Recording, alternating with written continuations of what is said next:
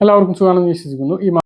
നമ്മുടെ തദ്ദേശ സ്ഥാപനങ്ങളിൽ പ്രത്യേകിച്ച് പഞ്ചായത്ത്, ബ്ലോക്ക് പഞ്ചായത്ത്, ജില്ലാ പഞ്ചായത്ത്, മുനിസിപ്പാലിറ്റി ഇവിടങ്ങളിലെല്ലാം ഭരണങ്ങൾ മാറി, ചില ഭരണങ്ങൾ തുടരുന്നു. എന്തായാലും മെമ്പർമാർ മാറിയിട്ടുണ്ടാകും, കൗൺസിലർമാർ മാറിയിട്ടുണ്ടാകും. കഴിഞ്ഞ തവണ നിങ്ങൾക്ക് എന്തെല്ലാം ലഭിച്ചു? പദ്ധതികൾ നിരവധിയുണ്ട്. നിങ്ങൾക്ക് എന്തെല്ലാം കിട്ടി? ഓരോ വ്യക്തികൾക്കും വ്യക്തിഗത ആനുകൂല്യങ്ങളും ഗ്രൂപ്പായിട്ടുള്ള ആനുകൂല്യങ്ങളുമുണ്ട്. ഇത്തരം പദ്ധതികളിൽ എന്തെല്ലാം ഉണ്ട് എന്ന് അറിയുന്നതിന് വേണ്ടി, അതായത് ഗ്രാമപഞ്ചായത്തുകളിൽ വാർഡ് തലങ്ങളിൽ നടക്കുന്ന ഗ്രാമസഭകൾ ഇപ്പോൾ നടന്നുകൊണ്ടിരിക്കുകയാണ്. ഇത് നിങ്ങൾ അറിഞ്ഞിട്ടുണ്ടാകും, അല്ലെങ്കിൽ നിങ്ങൾക്ക് അതിന് അറിയിപ്പ് ലഭിച്ചിട്ടുണ്ടാകും.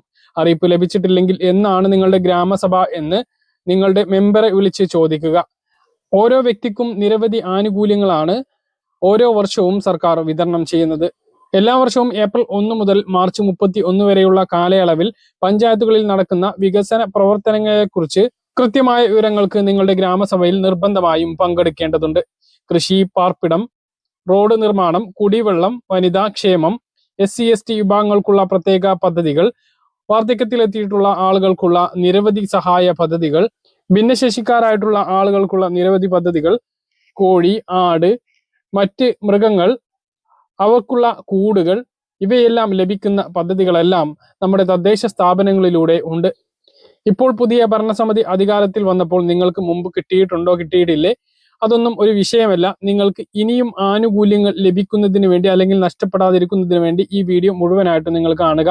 മാർച്ചിന് മുമ്പാണ് ഓരോ സാമ്പത്തിക വർഷത്തെയും പദ്ധതി നടപ്പിലാക്കുന്നത്. ഓരോ പഞ്ചായത്തുകളിലും ഈ പദ്ധതി നടപ്പിലാക്കുന്നത് അതാത് പഞ്ചായത്താണ് തീരുമാനിക്കുന്നത്. പ്രധാനമായും ഗ്രാമപഞ്ചായത്ത്, മുനിസിപ്പാലിറ്റി കോർപ്പറേഷനുകളിൽ നിന്നും ബ്ലോക്ക് പഞ്ചായത്തുകളിൽ നിന്നും നിരവധി ആനുകൂല്യങ്ങൾ ലഭിക്കുന്നുണ്ട്. ഇതേക്കുറിച്ചെല്ലാം വ്യക്തമായി അറിയുന്നതിന് നിങ്ങളുടെ അതാത് തദ്ദേശ സ്ഥാപനങ്ങളിലെ ജനപ്രതിനിധിയുമായി ബന്ധപ്പെട്ട് സംസാരിച്ചാൽ കൃത്യമായ ആനുകൂല്യങ്ങൾ അപേക്ഷ നൽകി നിങ്ങൾക്ക് സ്വന്തമാക്കാൻ കഴിയും. വിവിധ പദ്ധതികളിലേക്ക് ആളുകളെ കണ്ടെത്തുന്നതിനും അവർക്ക് അടിസ്ഥാന സൗകര്യ സംവിധാനങ്ങൾ കണ്ടെത്തുന്നതിന് വേണ്ട എല്ലാ ഒരുക്കങ്ങളും ഒരുക്കി കൊടുക്കുക എന്നതാണ് തദ്ദേശ സ്ഥാപനങ്ങളുടെ വിവിധ കർമ്മ പദ്ധതികളിലൂടെ ഉദ്ദേശിക്കുന്നത്. ഇതിൽ 90% ആനുകൂല്യങ്ങളും APL, BPL വ്യത്യാസമില്ലാതെ തന്നെയാണ് ലഭിക്കുന്നത്. പ്രധാനമായും സ്ത്രീകൾക്ക്, മുതിർന്നവർക്ക്, വാർദ്ധക്യ സഹജമായിട്ടുള്ള ആളുകൾക്ക്, കർഷകർക്ക് എല്ലാം തന്നെ ഉപകാരപ്പെടുന്ന വിവിധ പദ്ധതികളാണ് പഞ്ചായത്തുകളിലൂടെ നടപ്പിലാക്കുന്നത്. സംസ്ഥാനത്ത് അതിദരിദ്രർക്കുള്ള സർവേ നടന്ന്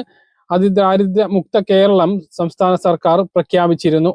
ഇതേ രീതിയിൽ തന്നെ വ്യക്തിഗത ആനുകൂല്യങ്ങൾക്ക് വേണ്ടി വ്യക്തിഗത ഗുണഭോക്തൃ ലിസ്റ്റ് പ്രകാരം വിവിധ ക്ഷേമ പദ്ധതികളിലേക്ക് അർഹരായിട്ടുള്ള ആളുകളെ കണ്ടെത്തുകയും ബജറ്റിൽ വകയിരുത്തിയിട്ടുള്ള തുക അനുസരിച്ച് അവർക്ക് ധനസഹായം വിതരണം ചെയ്യുകയും ചെയ്യും. നിങ്ങളുടെ പഞ്ചായത്തുകളിലൂടെ ഏകദേശം 11ഓളം വിഭാഗങ്ങളിലായി വിവിധ തരത്തിലുള്ള ധനസഹായങ്ങൾ വിതരണം ചെയ്യുന്നുണ്ട്. ചില പഞ്ചായത്തുകളിൽ കൂടുതൽ സഹായം ലഭിക്കാനുള്ള സാധ്യതയും ഉണ്ട്. ഇതിലേക്കുള്ള അപേക്ഷകൾ ഇപ്പോൾ നിരവധി പഞ്ചായത്തുകളിൽ സ്വീകരിക്കുന്നുണ്ട്. പല ആളുകൾക്കും ഇത് അറിയുക പോലുമില്ല. വിവിധ പഞ്ചായത്തുകളിൽ ഇപ്പോൾ 2 തരത്തിലുള്ള പദ്ധതികളിലേക്കുള്ള അപേക്ഷകൾ ക്ഷണിക്കാൻ ഇരിക്കുകയാണ്. ഇതിനു വേണ്ടിയുള്ള അപേക്ഷാ ഫോം നിങ്ങളുടെ പഞ്ചായത്തുകളിൽ നിന്നും ലഭിക്കുന്നതാണ്. ഇതിലൊന്ന് കാർഷിക ആനുകൂല്യങ്ങൾക്കുള്ള അപേക്ഷാ ഫോമാണ്. മറ്റൊന്ന് വ്യക്തിഗത ആനുകൂല്യങ്ങൾക്കുള്ള അപേക്ഷാ ഫോമുമാണ്. രണ്ടിൽ കൂടി ഏകദേശം 11ഓളം വിഭാഗങ്ങളിലേക്കാണ് അപേക്ഷ ക്ഷണിച്ചിട്ടുള്ളത്. ഈ 11 വിഭാഗങ്ങളിൽ നിന്നും നിങ്ങളുടെ അർഹതാ മാനദണ്ഡം അനുസരിച്ച് നിങ്ങൾക്ക് ഏത് പദ്ധതിയിലേക്കാണോ അപേക്ഷിക്കേണ്ടത് എന്നുള്ളത് തിരഞ്ഞെടുക്കാവുന്നതാണ്. ആനുകൂല്യങ്ങൾ പറയുകയാണെങ്കിൽ കറവ പശുക്കൾക്ക് കാലിത്തീറ്റ എത്തിക്കുന്നതിനുള്ള സഹായം, വനിതകൾക്ക് ആട് വളർത്തുന്നതിനുള്ള ധനസഹായം, പശു വളർത്തൽ, പോത്ത് വളർത്തൽ, പശുത്തൊഴുത്ത്, ആട്ടിൻകൂട്, കോഴിക്കൂട് എന്നിങ്ങനെ നിരവധി പദ്ധതികളിലേക്ക് പഞ്ചായത്ത്, ബ്ലോക്ക് പഞ്ചായത്തുകളിലൂടെ അപേക്ഷിക്കാവുന്നതാണ്. വാർഷിക വരുമാനം 5 ലക്ഷത്തിന് താഴെയുള്ളവർക്ക് അപേക്ഷ സമർപ്പിക്കാവുന്നതാണ്. അടുത്തത് വൃദ്ധരായിട്ടുള്ള ആളുകൾക്ക് കട്ടിൽ ലഭ്യമാക്കുന്ന പദ്ധതിയാണ്. അത് 60 വയസ്സ് കഴിഞ്ഞിട്ടുള്ള ആളുകൾക്കാണ് ലഭ്യമാകുക. ഇനി പ്രത്യേക പരിഗണന അർഹിക്കുന്ന വിദ്യാർത്ഥികൾക്ക് തദ്ദേശ സ്ഥാപനങ്ങൾ വഴി സ്കോളർഷിപ്പും ലഭ്യമാകുന്നതാണ്. വരുമാന പരിധി 2 ലക്ഷം രൂപയിൽ കുറവാണ് എങ്കിൽ വീട് പുതുക്കി പണിയുന്നതിനുള്ള ധനസഹായം ലഭ്യമാകും. ഇതിൽ BPL ലിസ്റ്റിൽ ഉൾപ്പെട്ടവരും വീടിൻ്റെ വിസ്തീർണം 100 സ്ക്വയർ ഫീറ്റിൽ കൂടാനും പാടില്ല. വീടിൻ്റെ വിസ്തീർണം 100 സ്ക്വയർ മീറ്ററിൽ കൂടാനും പാടില്ല. മറ്റൊന്ന്, ഭിന്നശേഷിക്കാർക്ക് വീൽചെയർ പഞ്ചായത്തുകൾ വഴി വിതരണം ചെയ്യുന്ന പദ്ധതിയുണ്ട്. അതുപോലെ വ്യക്തിഗത കിണറുകളുടെ ശുദ്ധീകരണത്തിനും റീചാർജിങ്ങിനും സഹായം ലഭിക്കും. വീട്ടുവളപ്പുകളിൽ കുളം ഉണ്ട് എങ്കിൽ മത്സ്യകൃഷിക്കും സഹായം ലഭിക്കുന്നതാണ്. ഇങ്ങനെയൊക്കെയാണ് വ്യക്തിഗത ആനുകൂല്യങ്ങൾ. കർഷകർക്കുള്ള ആനുകൂല്യങ്ങളും ലഭിക്കുന്നതാണ്.